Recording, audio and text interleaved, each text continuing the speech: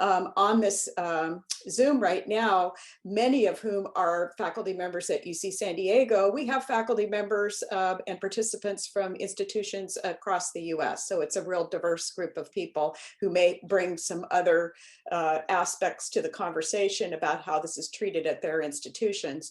So, but the topic is related to how academic and career advancement can and should be enhanced by successful team science contributions and productivity.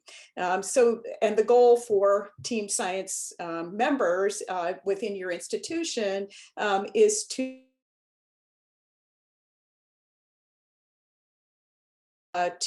highlight in your career advancement plan what your has been or will be, and to make sure that your contribution to a team is valued by your leadership, and also to be reassured that your contribution to a team will be visible and viewed positively by committees on academic promotion, whatever institution you reside in or work in. And just to give you a tiny bit of background information, here at UC San Diego, the Team Science Corps a couple of months ago did an anonymous survey of faculty members who were members of ACTRI, so researchers, across any rank or series of academic appointment. And we asked them a number of questions about their understanding of team science, how they felt that team science was rewarded, and whether or not they felt that team science was valued within their divisions, their departments, and by the university itself in terms of academic promotion. And although, present the entire faculty, we got a kind of a 50-50 response in that half people felt that they had a pretty good understanding and felt that what they were doing as part of a team was valued, and they knew how to use this to help enhance their academic advancement. But others were much more confused about this and were less confident in their ability to function on a team in a way that their division, their department, and the university would value, and less confident that they would be rewarded for this, at least in our institution, and fairly unclear about what the criteria were for advancement that they could meet as part of a team.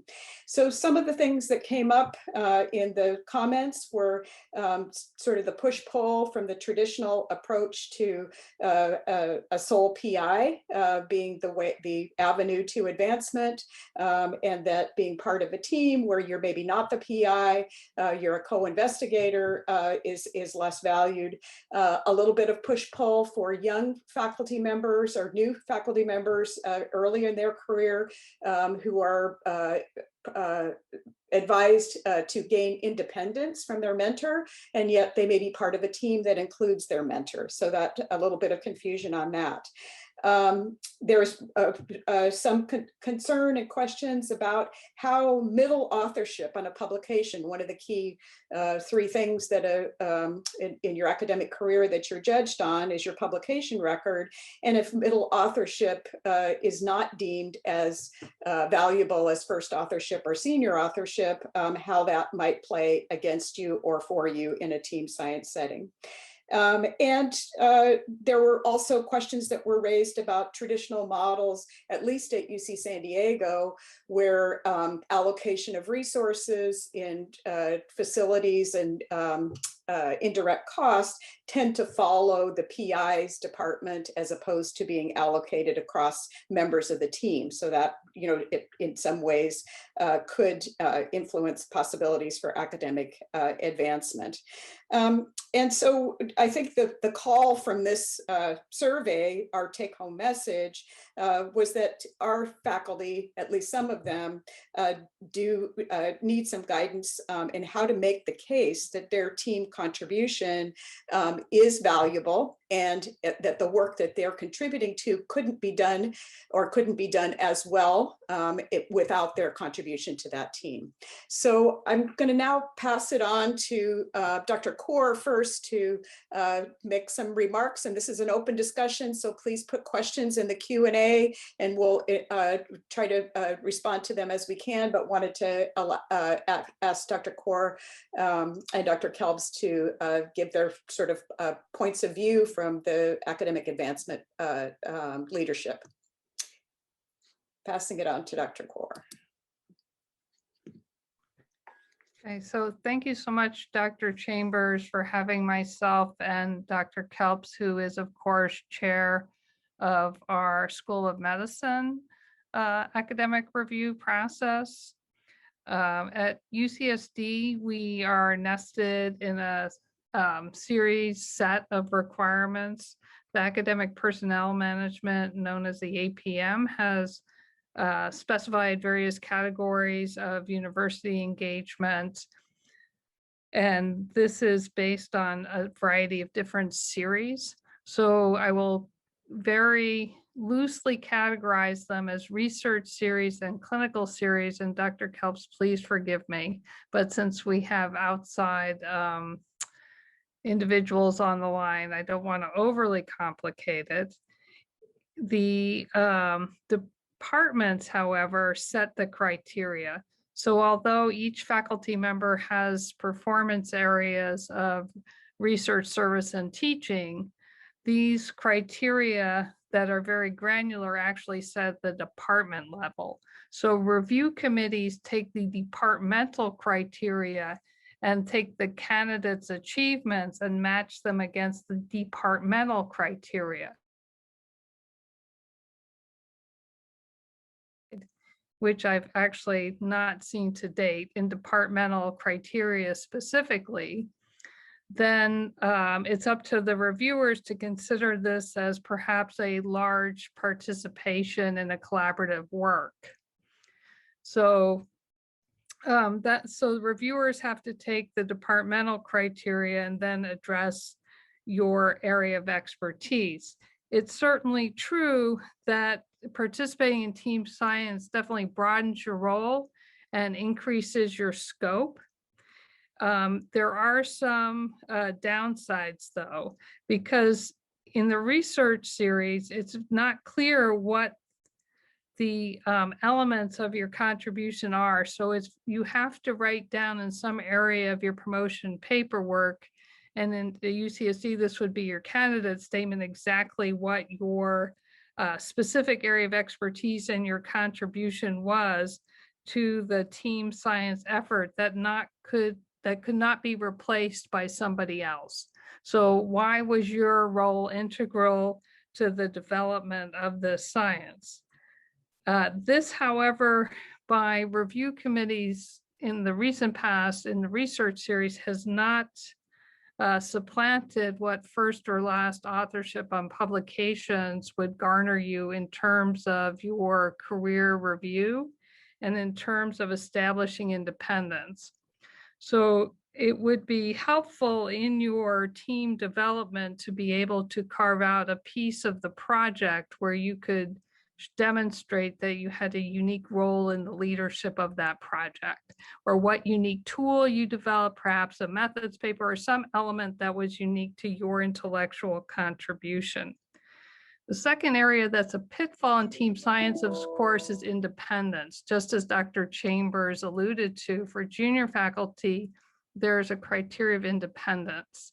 And if you're in a large team and all of your mentors, of course, are on the team, and the people who can most appropriately review you from other institutions are participating in a large cooperative work, they may be disqualified as reviewers for your contributions.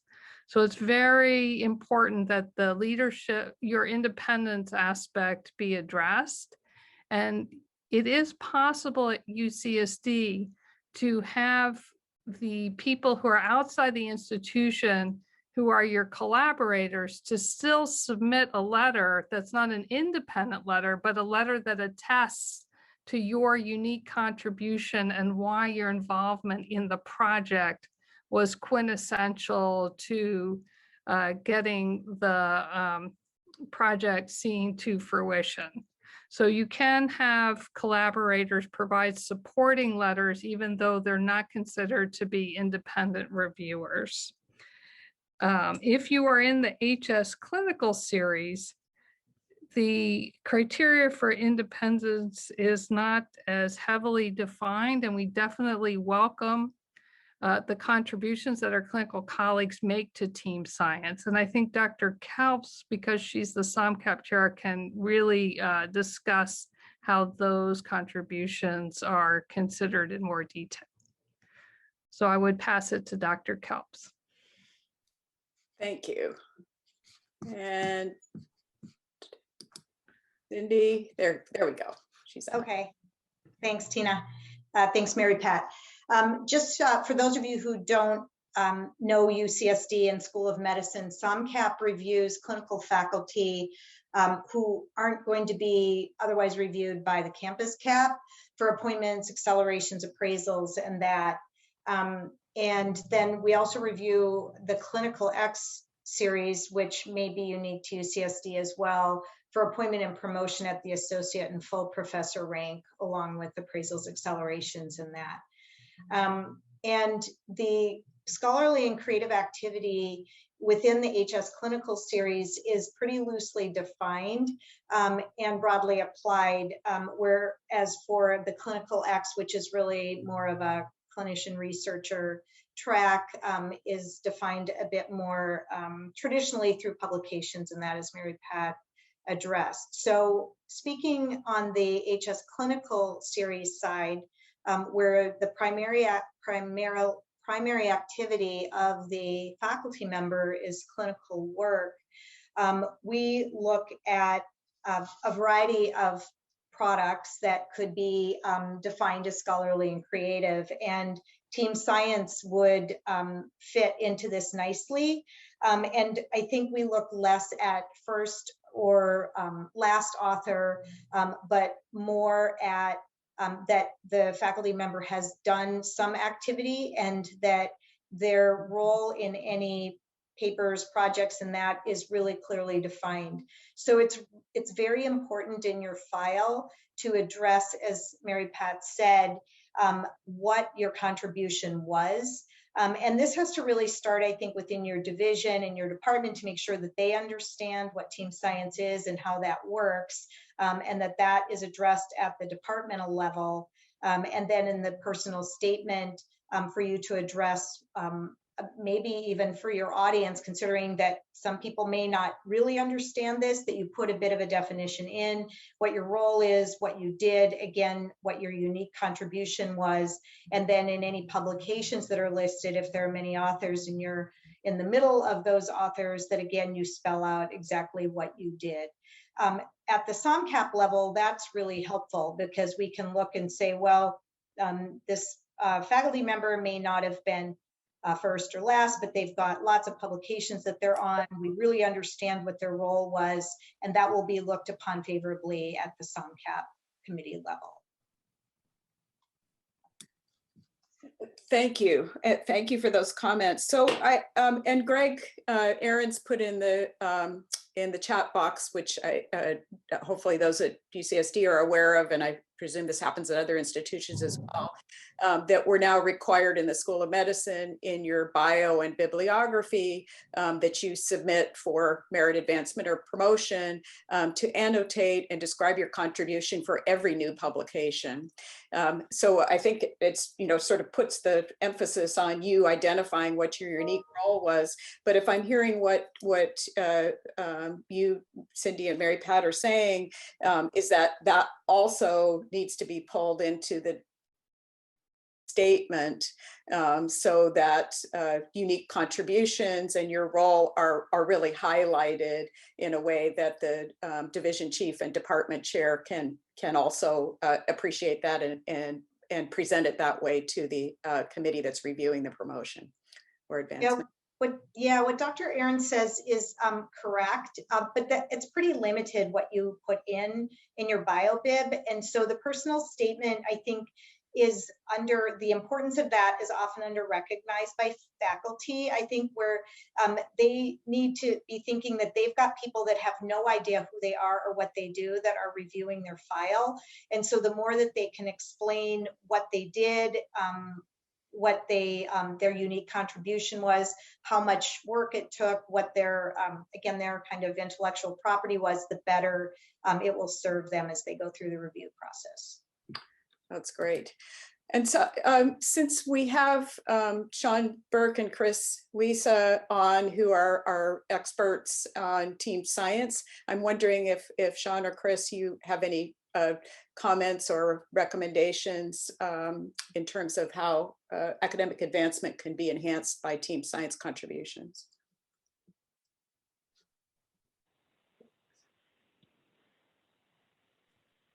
I'm wondering if Can you guys hear me? Yeah, we can Can you hear hear me? Okay. Yeah, I don't know if I have anything other than what's already been said. I mean, I think that a lot of times, you know, it doesn't, the amount of work that goes into forming those partnerships and stuff gets lost. So I think the best, you know, the best advice that I can give in terms of right now is trying to highlight, you know, what your contributions are and stuff like that as you're writing your promotion letters and things like that within your package. So that's not perfect. I think it's, you know, it's an area that people are still working on. Right. Sarah Stevens comments, what changes could departments make in regards to career advancement to incentivize team science? Any thoughts on that, Mary Pat or Cindy? Well, I think that's within the departmental discussion, but the first step, of course, is to bring it to the table. Right? Departments need to actually openly discuss it and address it. And I don't think that has really been done in any true format. So that needs to be, first of all, just brought to the table and departments can discuss. They should also discuss what in team science merits acceleration. So at UCSD, if you have twice the average number of publications as the average faculty member, you can accelerate your advancement. And team science has been a way that members of certain departments have been able to do that quite readily, because if you're part of a team that's producing a lot of publications, but are you really contributing to those publications? Or are you more heavily investing your time in one or two of them and are fortunate enough to be included in a long tail and you're riding that wave? So there needs to be some discrimination, not only in leadership and your contribution, but are you being fairly or unfairly rewarded by the work of other people in a large team? So it works both ways. So it really needs to be openly discussed at the department level. So I'd like to respond to that personally. I think the Team Science Core, following this survey, which we did present to the department chairs, that our next step, I think, is to go to the department chairs to get some clarity on how they individually view team science, and if there could be, just as you said, some approach that would harmonize and clarify this for faculty members. So I think that's a great idea. Can I add one thing there? I think is really important, that I don't think I've seen in any departmental criteria anything about team science. And so, as Mary Pat said, the committees evaluate the faculty members based on their departmental criteria. So if you're talking to them, it would be really useful for them to insert into their criteria something about team science and how it's evaluated. So maybe that's an impact we could have as a follow-on to the survey. I think what I'm hearing you say too is that in terms of publications, I think Mary Pat, you were saying this, that there, certainly you want to make the case when you're a middle author what your contribution was, but maybe there's another step that team science members could take, which is to negotiate roles and publications that they, as part of the team science process, that you would be able to take the lead on or be the senior author on. Yeah. So as part of the team, operations, that becomes a goal that's integrated in there. So you do get credit for some piece of this. I think Cindy, you were calling attention to that as well. Yep, I highly recommend that. I highly recommend, especially for junior faculty, they have a niche that's carved out and they have access to the data or the communal resources. So they can have even for example, as I discussed with Dr. Chambers, biostatisticians are often in high demand, but they do come up as faculty members for review. So they need an area that they can say, I developed this methodology for analyzing this type of data, for example, and be able to be senior author on that intellectual contribution in, wherever they regard their information in a statistics journal or what their colleagues are going to read and access. So I highly recommend that discussion at the table in team science. And I'm wondering if you might be able to comment on, outside of, we tend to focus on publications as where a team scientist might get sort of lost in the crowd, but there are at least two other things you're judged on in your academic file. So your ability to acquire funding and your university and public service. Could you say a little bit, both of you, about how in a team science role you might be able to demonstrate contributions in these other two areas? Well, service is something that should not be compensated. So if you're paid by team science, that's a separate entity, right? So if you're being paid as director of something, technically, in terms of academic promotion, that's not university service because you're being paid for it. Right. So you have to be able to distinguish your paid from your service Right. roles. So funding is kind of an interesting thing. So funding per se is not a criteria of promotion. Obviously, the ability of a history professor to garner funding compared to perhaps somebody in a surgical profession.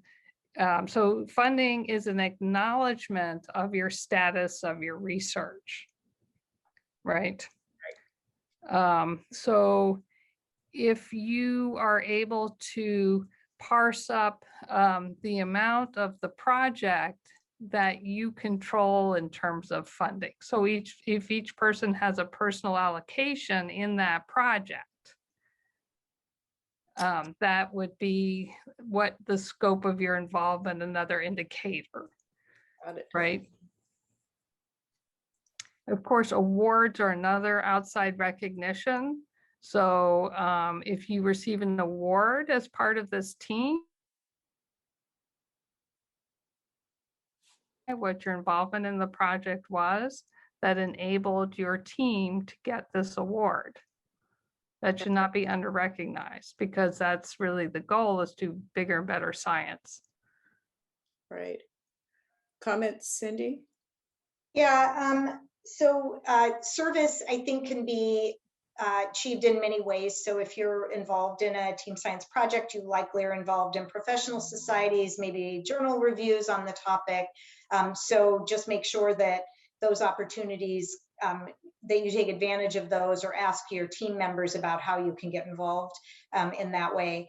Funding in the clinical series is not necessary, it's nice to have. So if you can get a small amount of effort funded through the team project, that is great, but it isn't necessary. Got it.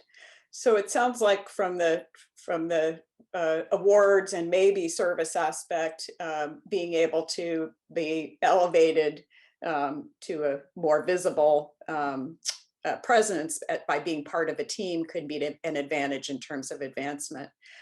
And less so funding other than as a recognition for your abilities that led to being able to acquire the funding. But I didn't realize, Mary Pat, that you could sort of sequester out what portion of the funding was allocated or due to you. Yeah. Well, yeah, so on the form, and the wording of our form is terrible. The wording of the form is really how much of the funds do you control? Right? Yeah. Right, so if you actually could figure out that dollar amount, you could probably fill out this crazy BioBib form correctly, because our instructions are under revision, shall we say. Right. And maybe along with awards, teaching would also fall into that. This being part of a team may engender opportunities to teach that you would not have otherwise. Yeah. Been able to apply. So system-wide mentoring from system-wide UCOP is being recommended as a teaching criteria. So your mentoring efforts, which I assume would be part of this large team effort, would then be recognized as your teaching portfolio. So please don't forget to include your mentoring efforts, because that will be recognized. Excellent. So in the chat box, Sean has put a reference as a resource on science teams. It looks at how to take what we know about team effectiveness and apply it to your science teams. There may be additional conversations, as she said, in resources here, and perhaps some policy discussions that would be relevant to this particular topic. And I'm looking to see any other comments. If there's anybody in the chat or the QA who's this functions differently at their institutions. Yeah, the reference that Sean put in the chat was to all attendees. So Mia, I think it is, said that she can't see it in the chat. So I think you can email Claire and she'll send it to you if you're unable to see it. All right, any other final comments? I think this is a topic that's near and dear to my heart, and I really appreciate you saying this, because in listening to 2 days of this team science workshop and how incredibly valuable teams can be, anything that we can do to remove any disincentive to functioning as part of a team, I think would be positive. So I appreciate it, and thank you so much, Dr. Kelbs and Dr. Kaur, for your comments and your insights into how to manage this as a faculty member at UCSD.